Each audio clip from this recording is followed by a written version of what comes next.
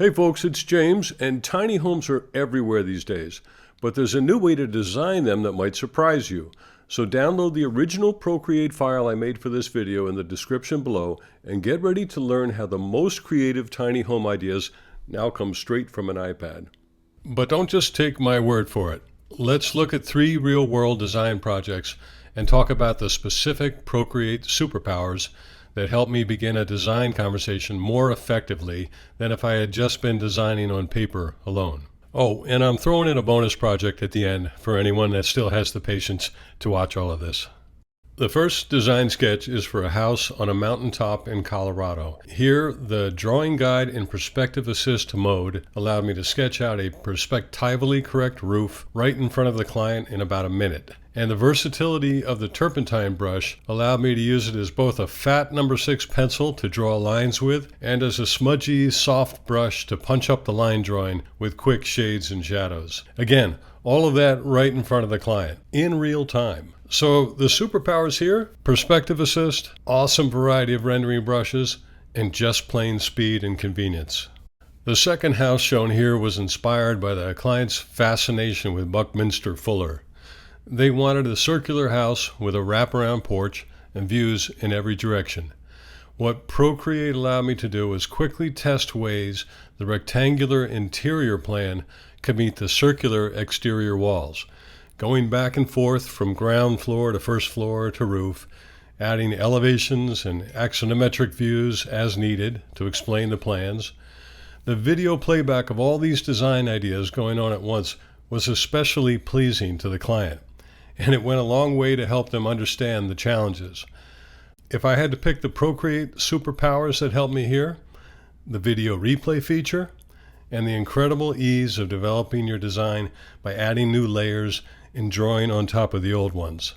The third design is an imaginary project born out of my fascination with mid-century modern ranch houses, all on one floor, low to the ground, rambling from room to room, each room with its own intimate connection to the outdoors.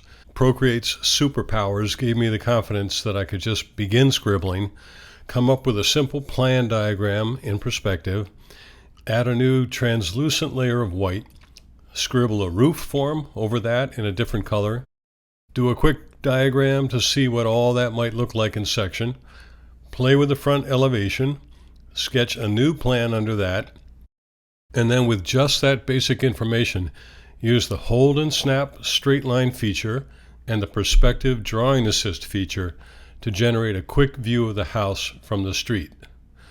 When the bones of that view were set, I used the selection tool to create a frame around just the perspective, then blotted in some large areas of flat color using the Taralia brush, not worrying about which color I chose because I knew I could change it later.